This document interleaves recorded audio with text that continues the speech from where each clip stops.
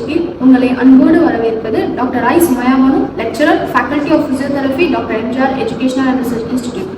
Today we have Dr. Nithyaraj Prakashan sir, plastic surgeon, professor of surgery, ACS Medical College and Hospital, to discuss on the topic burns alias தீக்காயங்கள். We welcome you sir. வணக்கம். So first thing, நீங்கள் வந்து practice பண்ணும்போது அதிகமாக burns related என்னென்ன conditions பார்த்துருக்கீங்க sir? Okay, burns நம்ம வந்து தீக்காயம் வந்து ஃப்ளேம் பேர்ன்ஸ் நம்ம எல்லாருக்கும் தெரியும், நெருப்புனால வர காயம். இது தவிர நிறைய வெரைட்டிஸில் நிறைய மெத்தட்ஸில் பேர்ன்ஸ் பண்ணலாம். லைக் நம்ம எலக்ட்ரிக்கல் பேர்ன்ஸ் இருக்குது, எலக்ட்ரிக்கல் இன்ஜுரிஸில் பேர்ன்ஸ் இருக்குது, அண்ட் கெமிக்கல் பேர்ன்ஸ் இருக்குது. விச்சுவல் ஆக்ஷன் கேள்விப்பட்டிருக்கீங்க, ஆசிட் ஒர்க் முகத்தினால் வீசினா அதில் வர பேர்ன்ஸ், இல்லைன்னா ஆக்சிடென்டலாக ஒரு கெமிக்கல் சப்ஸ்டன்ஸில் ஒர்க் பண்ணும்போது இண்டஸ்ட்ரீஸில் வர பேர்ன்ஸ். அண்ட் இது தவிர ஒரு கொதிக்கிற எண்ணெயோ இல்லை கொதிக்கிற தண்ணியோ மேலே ஊற்றிட்டா வர்றது, அதுக்கு பேர் ஸ்கேல்ஜ்னு சொல்லுவோம். அண்ட் நம்ம ஒரு ஹை ஸ்பீடு பைக்கில் போயிட்டு இருக்கும்போது கீழே விழுந்து அந்த ஸ்லாட்ச்டே போகணும், அதுக்கு பேர் ஃப்ரிக்ஷன் பேர்ன்ஸ். ஃப்ரிக்ஷன் பேர்ன்ஸ் இருக்குது.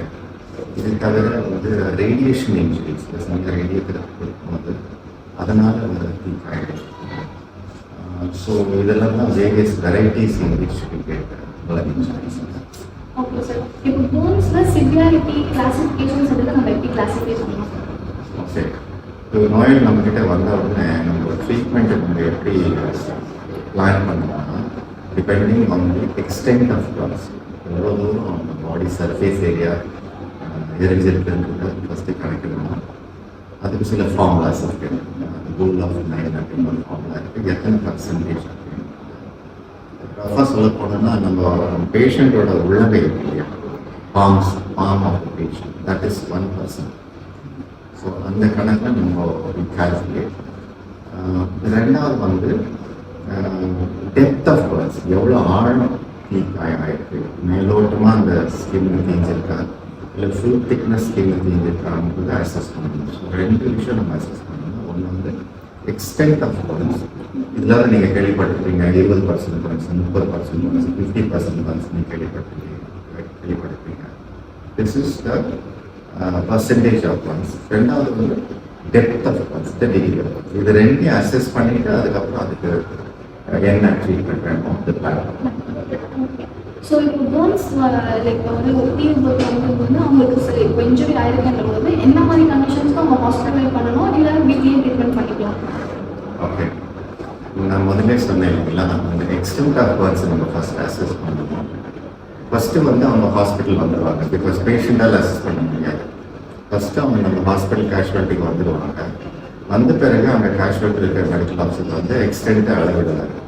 அது வந்து ஒரு அடல்ட்டாக இருந்தால், if the percentage is less than 15%, in an adult if it is less than 15%, நம்ம வந்து அட்மிஷன் சொல்லணும். குழந்தையா இருந்ததுன்னு பீடியாட்ரிக் ஏஜ் குரூப்ல 10% அந்த லைன், less than 10% நம்ம அட்மிஷன் சொல்லணும். more than 15% in an adult, more than 10% in a child, we advise admission. Number 1. Number 2, இந்த கிரைட்டீரியாவில் வராத இடத்துல என்ன சொல்லுவேன், ஃபேஷியல் பர்ன்ஸ். முகத்தில் பர்ன்ஸ் இருந்ததுன்னா அவங்க அந்த அனலில் வந்து அவங்க சுவாசிச்சிருப்பாங்க, இன்ஹேல் பண்ணிக்குவாங்க அந்த பர்ன்ஸ். ஸோ ரெஸ்பிரேட்டரி பேசேஜஸ் எல்லாம் பர்ன்ஸ் இருக்கு. ஸோ இங்கே even though it will be less than 15%, we advise admission. Hand Burns we advise admission. Because இங்கெல்லாம் கையெல்லாம் ரொம்ப முக்கியம்.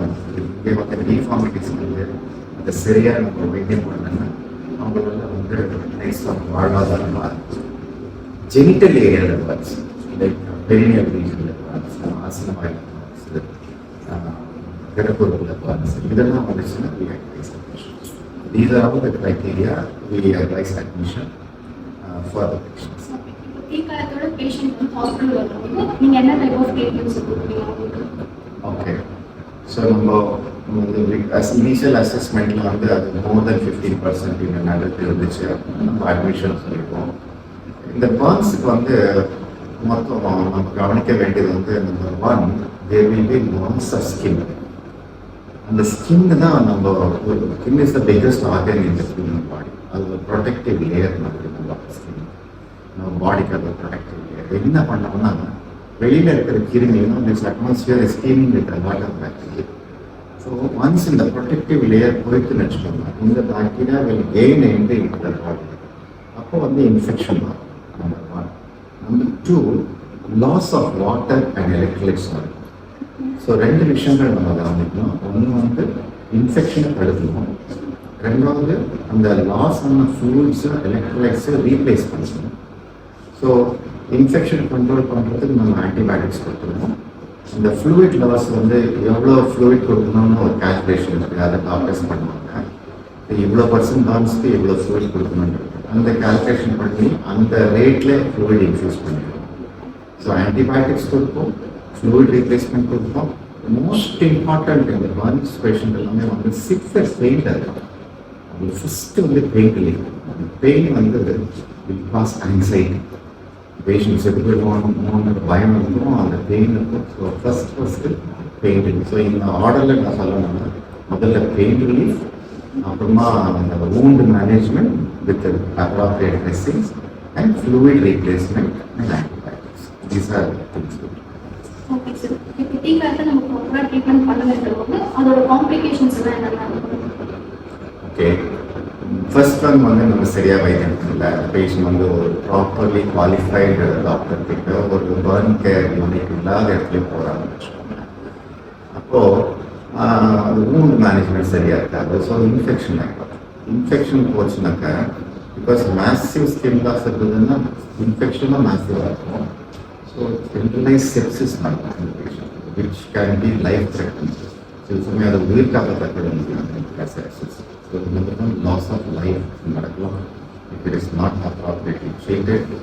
அண்ட் அந்த wound வந்து ஓரளவுக்கு மினிமம் பர்ன்ஸாக இருந்து அதை சரியாக ஹேண்டில் பண்ணிட்டு அந்த பேஷண்ட்டுக்கு நிறைய டீஃபார்மேட்டிஸ் பண்ணலாம்.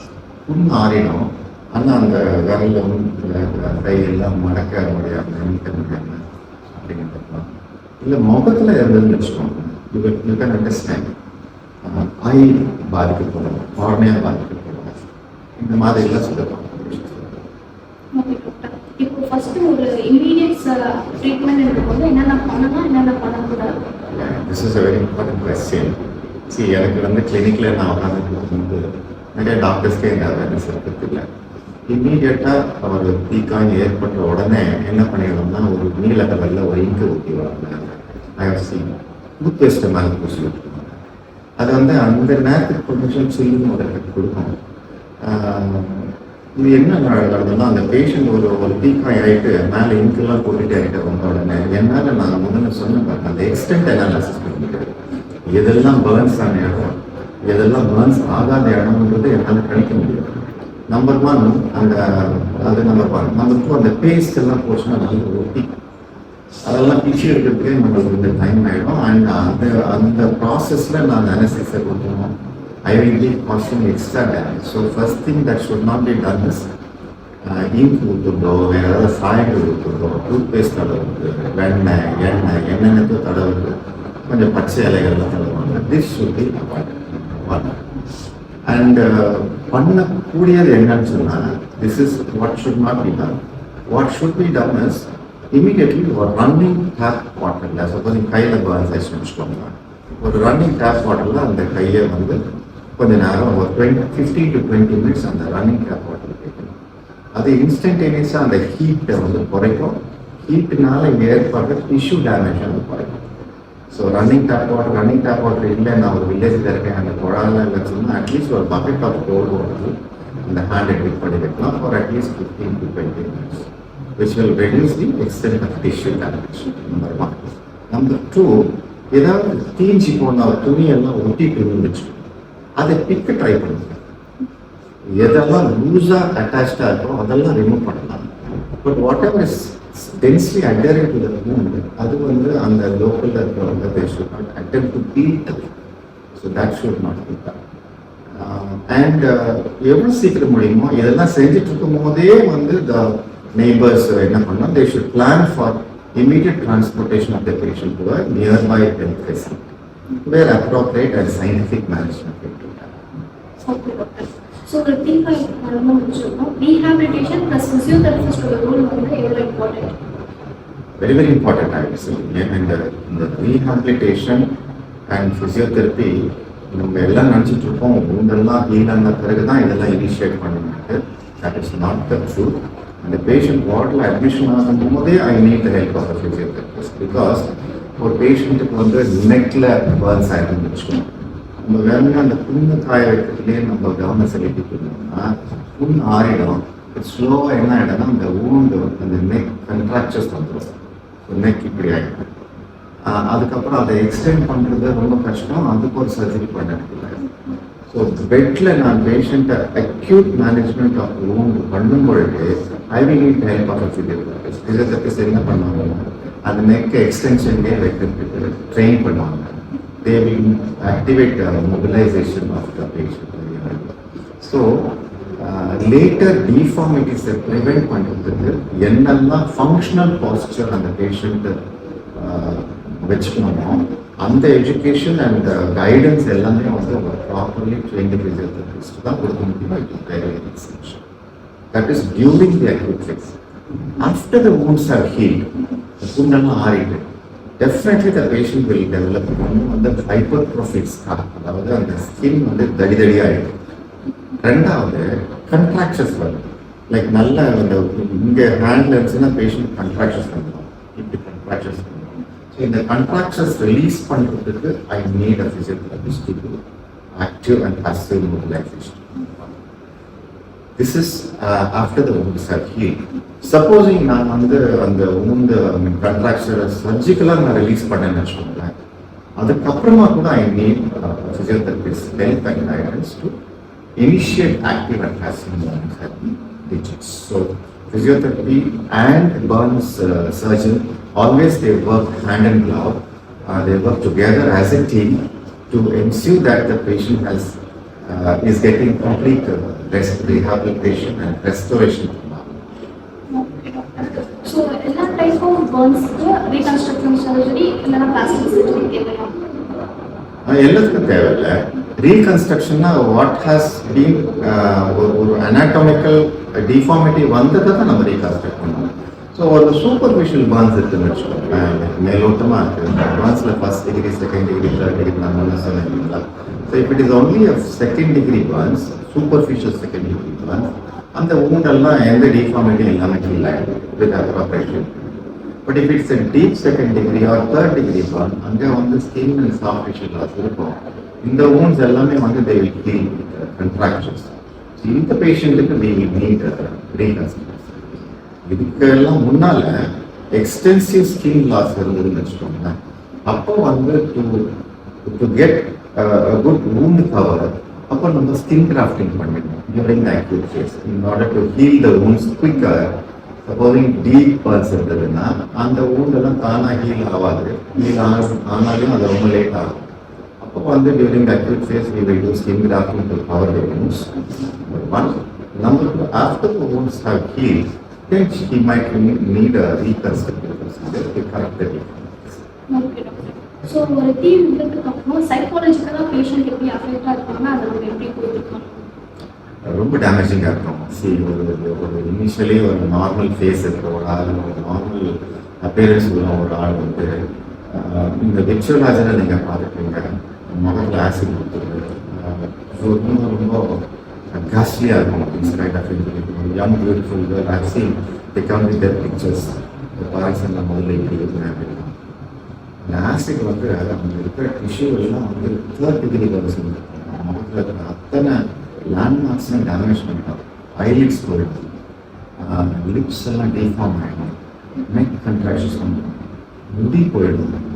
ஸோ ரொம்ப கவர்மெண்ட் ரீசெண்டாக வந்து ஒரு மூவியில் கூட ஒரு பர்ன் இன்ஜுரியால் டேமேஜ் ஆன ஒரு கேர்ள் கேரக்டர் டிபெக்ட் பண்ணியிருக்காங்க. So they get emotionally so disturbed. So அவங்களுக்கு வந்து நம்ம ஒரு எமோஷனல் சப்போர்ட் கொடுத்துட்டு put them in proper occupation, make them come back to the work they were previously doing. இதெல்லாம் வந்து it is a very big challenge. நம்ம வந்து as a plastic surgeon நான் wounds heal பண்ணுறேன், deformities கரெக்ட் பண்ணிடுவேன். But என்ன தான் நான் பண்ணாலும் I will not be able to recreate what God has created. கடவுள் கொடுத்த அந்த அமைப்பை என்னால் உருவாக்கவே முடியாது. So if it's a young girl, she is not going to be happy with whatever reconstruction I do over the face. It is not going to look normal. So they need a lot of professional and psychological counseling and support from a qualified person. It's very, very important. அதுக்கு அந்த family மெம்பர்ஸோட support வேணும், co-workers-ஓட support வேணும், ஃப்ரெண்ட்ஸோட support வேணும். With all these things, the person will be easily able to come out of that emotional turmoil. So வீட்டில் இல்லை work பிளேஸில் காமனாக ஏற்படக்கூடிய பேர்ன்ஸ் என்னென்னா அதை நம்ம எப்படி ப்ரிவென்ட் பண்ணலாம்? ஓகே, காமனாக பார்த்தீங்கன்னா நான் சொன்னேன் இல்லையா, ஒரு அம்மா வந்து சமைச்சிட்டு இருக்கோம் கிச்சனில், ஒரு சின்ன டாட்லர் போயிட்டு அந்த அம்மாவோட முந்தானை பிடிச்சி இழுக்கும். She will be working on some hot boiling oil. இல்லைன்னா அங்கே ஹாட் சாம்பாரோ குழம்போ இல்லை அதுக்கு சாதமோ இருக்கும், அதை வந்து மேலே சாப்பிச்சிட்டோம். The child and the mother ரெண்டு பேருமே scan. So that can be carefully, it should be vigilantly watched. குழந்தைங்களை கிச்சன் கொடுக்கலாம், அதை பார்த்து தவிர்த்துக்கலாம். அண்ட் மோஸ்ட் இம்பார்ட்டன்ட் நம்ம என்ன பேசுகிறோம்னா டியூரிங் திஸ் தீபாவளி டைம்ஸ், நம்ம நார்மல் டைமில் நம்ம ஒரு மாதத்துக்கு ஒரு 2 பேஷண்ட் பார்க்கணும்னா தீபாவளி டைமில் ஒரு மாதத்துக்கு வந்து கிட்டத்தட்ட ஒரு 20-30 பேர் பாதிச்சு. பசங்க என்ன பண்ணுவாங்க, கிராக்கர்ஸ் எல்லாம் கையில் பிடிச்சி ராக்கெட்டை கையில் பிடிச்சி விட்டுட்டு தீபாவளி முடிஞ்ச பிறகு அந்த மீந்து போன மருந்தெல்லாம் ஒரு பேப்பரில் போட்டுட்டு அதை கொடுத்துருந்தது. These are the commonest type of injury. So இது அவாய்ட் பண்ணணும். During Diwali time, cracker bursting, young children should not do without the guidance of an adult. அதை exercise பண்ணணும். And the other thing, electrical injuries நான் பார்த்துருக்கேன். ஒரு open இந்த காத்தாடி பறக்கிற செய்திலாம் நீங்கள் பார்த்துருக்கீங்க. அந்த காத்தாடி வந்து ஒரு லேம்ப் போஸ்ட்டில் வந்து ஸ்டக் ஆகிடும், அதை ஒரு கம்பி போட்டு இழுப்பாங்க. அந்த டைமில் வந்து they will sustain high tension electrical burning. So that should be affected. இதெல்லாம் அவேர்னஸ் தான். நம்ம medical problem we have to create awareness. First of all, parents should be very careful not to allow children there. Acid எல்லாம் பார்த்தீங்கன்னா normal கண்டெய்னரில் இந்த மாதிரி water கொடுக்குறோம் இல்லைங்களா, அதில் வந்து பாத்ரூம் கழுவுற ஆசிட் எல்லாம் வச்சுருப்பாங்க, ஸ்ட்ராங் ஆசிட்ஸ் எல்லாம் வச்சுருப்பாங்க. அந்த குழந்தை அதை என்னமோ நினச்சி எடுத்து மேலே இருக்கு. So these are the things mostly parents and elders should take precautions. All this injurious things should get out of the reach of the children. And in the Diwali time, we should give appropriate education to the children. It should always be done on the social. இந்த மாதிரி நம்ம கொஞ்சம் vigilant இருந்தாலே teacher avoid பண்ணலாம். ஒரு சிறிய இடைவேளைக்கு பின் மீண்டும் தொடர்வோம். வாழ்வு மலருடன் series 3. Left or right? Left.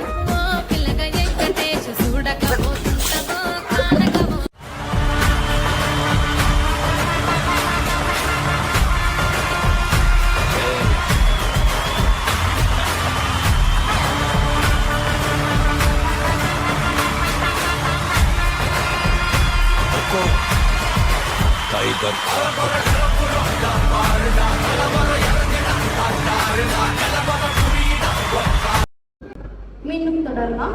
Sir, நம்ம பேஷண்ட் எனக்கு வேலை கேட்டிருக்காங்க. ஸோ அது என்ன கொஸ்டின் எதிர்பார்க்கலாம்? என் பேர் ராதிகா. சமைக்கும் போது வந்து எப்படின்னா தீக்காயம் பட்டுடுச்சு கையில. அது 2 வருஷம் ஆகுது. ஆனா இப்போ வந்து லைட்டா அரிப்பு இதெல்லாம் இருக்கு. அதுக்கு தீர்வு மட்டும் சொல்லுங்க sir.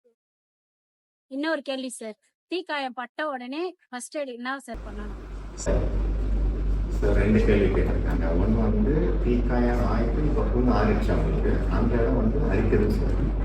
This is one important complication. நம்ம முதல்ல சொன்னேன் இல்லைங்களா, ஒரு பேர்ன் போது ஹீல் ஆன பிறகு ரொம்ப டீப் பேர்ன் வந்து தானாகவே ஹீல் ஆயிடுச்சுன்னு வச்சுக்கோங்க.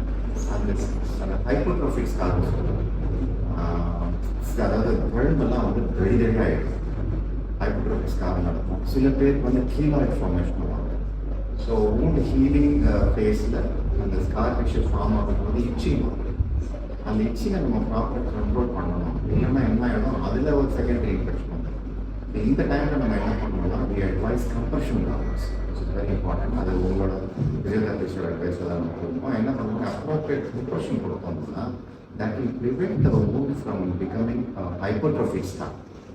And it will prevent a keloid formation also to a certain extent. So இது வந்து physical compression, number 1.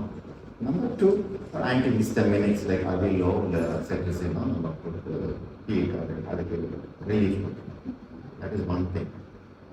And this compression government should be continued நல்ல தொடர்ந்து அவங்க வந்து அந்த wound நல்ல ஸ்கார் நல்ல மோல்டாகி மெச்சூர் ஆகிறதுலாம் அப்படி அட்வைஸ் கண்டினியூ. செகண்ட் அவங்க கேட்ட கேள்வி வந்து நம்ம முதல்ல டிஸ்கஸ் பண்ணிட்டோம். ஒரு பர்ன் இன்ஜுரி நடந்த உடனே நாங்கள் ஃபஸ்ட்டு என்ன பண்ணணும்னு கேட்போம். அதுக்கு என்ன பண்ணணும்னு நான் சொன்ன மாதிரி இமீடியட்டாக வந்து மேலே இங்கோ இல்லை டூத் பேஸ்ட்டோ இல்லை மஞ்சளோ இல்லை மூலிகை மருந்துகளோ இது மாதிரி எதுவுமே பூசக்கூடாது. ஒரு ரன்னிங் டேப் வாட்டரில் 15 to 20 minutes அந்த பர்ன் ஆன பாட்டை நம்ம வந்து பார்க்கணும். அது அந்த லோக்கல் டெம்பரேச்சரை குறைக்கும், டிஷ்யூ டேமேஜ் குறைக்கும். அண்ட் ஒரு நல்ல க்ளீன் பீஸ் ஆஃப் கிளாத்தில் அந்த wound-ஐ கவர் பண்ணிவிட்டு நியரஸ்ட் ஹாஸ்பிட்டலில் ஒரு குவாலிஃபைடு சர்ஜனோ இல்லை பிளாஸ்டிக் சர்ஜனோ இருக்கிற இடத்துக்கு அவங்க டிரான்ஸ்போர்டேஷன் பண்ணி. That is the first thing they should to. நான் தண்ணி ஊற்றினா நல்லா இருக்கே, நம்ம ஐஸ் வைக்கலாமா அப்படின்லாம் சில பேர் கேட்பாங்க. ஐஸ் கட்டி எல்லாம் வைக்கக்கூடாது. பிகாஸ் அதை என்ன பண்ணோம்னா அந்த local blood supply cut off பண்ணிடும். அந்த பிளட் வெசல்ஸ் எல்லாம் சுருங்கி போயிடும். அந்த வெசல்ஸை கட் ஆஃப் பண்ணதால டிஷ்யூ டேமேஜ் எக்ஸ்டென்ஸ் ஆகிடும். ஸோ நார்மல் ரூம் டெம்பரேச்சரில் இருக்கிற டேப் வாட்டர் தான் யூஸ் பண்ணணும். ஐஸ் டியூப்ஸ் எல்லாம் அப்ளை பண்ணாது. So this is for issue. Okay. So ஆடியன்ஸோட கேள்வி ப்ளஸ் வந்து நீங்கள் வந்து உங்களோட பேரண்ட்ஸ் எல்லா கொஷின்ஸ்க்கும் தெளிவாக பதில் சொல்லுங்கள் sir. Thank you for your time. We will welcome you for the next series. Thank you. Thank you. Thank you.